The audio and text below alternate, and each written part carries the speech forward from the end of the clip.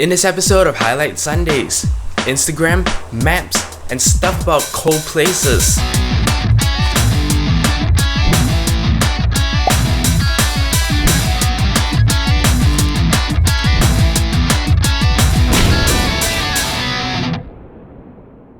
Hello and welcome back to Highlight Sundays. It is the 50th week of 2012 and here are your highlights. So we start off with our PSA of the week. Now I actually picked up this PSA earlier on in the week and we've had some updates to it, but I'll take it all in due time. As you know, for the longest time now, Apple Maps that came with the latest iOS has been very buggy. This article from GSMArena actually quotes an Australian police PSA. Apparently people in Australia who are actually trying to travel to this place called Mildura, I hope I'm saying that right, are actually guided 70 kilometers off track by the Apple Maps application. They actually find themselves in Murray's Sunset National Park, and apparently this is a place where the temperature gets really hot. There is no water and no cell coverage within that area. So of course what this means is that if you get lost in there, it could be potentially fatal. Of course, the update to the whole Apple Maps fiasco is that now you can get Google Maps on your iOS devices again. The Google Maps app should be up for download in the App Store soon. So yeah, if you have an iOS device and you frequently use it for the purposes of navigation, you can actually take a look at this new app. So next we have a bumper segment of 3 articles. Now you may remember in the last episode of Highlight Sundays, I told you how Instagram actually dropped support for Twitter.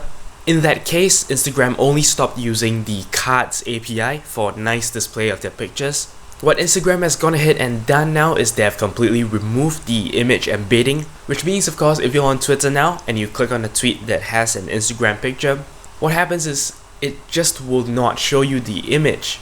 You're actually going to have to click on the Instagram link to hop over to the Instagram webpage before you can see the image. This is exactly what the first article in this segment says. This article comes from Gizmodo and is titled, Instagram pictures in Twitter are now totally gone, and gone for good.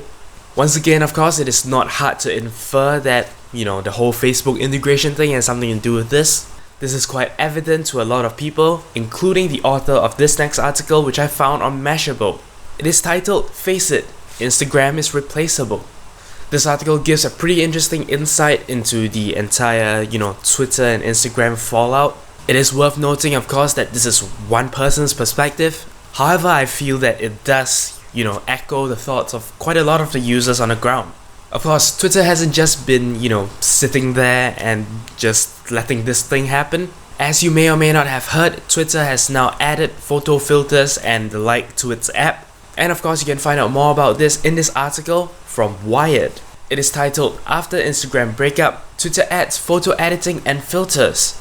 I suppose the premise behind Instagram isn't too complicated, and of course this goes back to the previous article about how Instagram is replaceable. After all, it is just a social networking based photo host that also allows a certain amount of editing.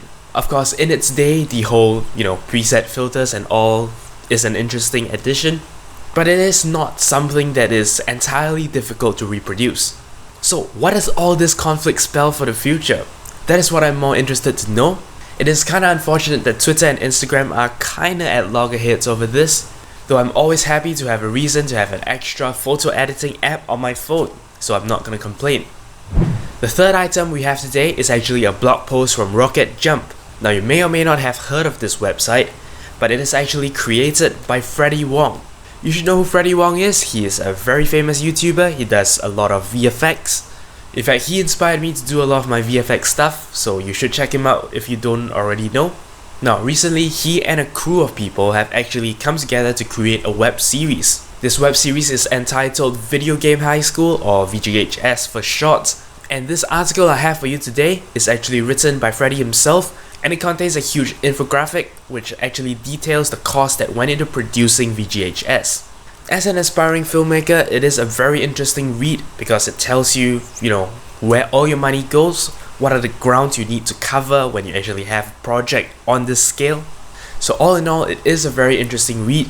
Even if, you are not really interested in this industry, it is still very interesting to see how the money is moving. So this article is entitled The Cost of a Web Series and is hosted on Rocket Jump. As always, you can head down to the video description to find a link to the article. Finally, our last item of the day is a video by Tom Gilmet. Now I believe I've actually talked about this person's work before. He's both a YouTuber and a professional filmmaker, and in his most recent vlog, he actually gives us a behind the scenes view of how he shoots, video at the top of Mount Washington. Of course, the challenge with shooting at that location is of course the extreme cold, the high winds, and how one has to protect their camera equipment when shooting in those conditions.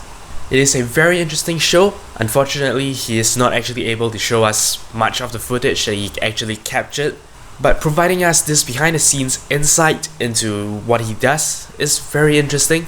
So I highly recommend you check it out. If you are interested in photography or video in any way, this should interest you. And that's basically all there is for this episode of Highlight Sundays. Now, for the past week, I've been putting up episodes of Sorting Algorithms. If you don't already know, this series is actually a revamp of a series that I did a long time ago. I just wanted to, clean up the format a little, have slightly better audio. So yeah, as you know, that will also replace my Monday videos for the entire month of December. I actually have all my scheduling planned out now, so basically what's going to happen is from Monday to Thursday, I'm going to be releasing Sorting Algorithms. For Friday and Saturday, I'm going to take a breather, and in fact, not really because I'll be shooting stuff. On Sunday, you'll get Highlight Sundays, and the cycle starts afresh. And that's going to happen for the entire month of December.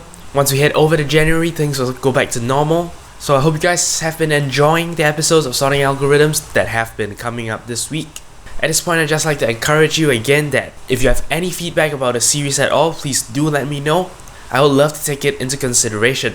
But well, that's all there is once again for this episode of Highlight Sundays. If you have any comments, queries or suggestions, or if you have anything to share for the next episode of Highlight Sundays, feel free to leave a comment in the comment section below. If you like this video, I appreciate every like, favorite and subscription you give me. So until next time, you're watching 0612 TV.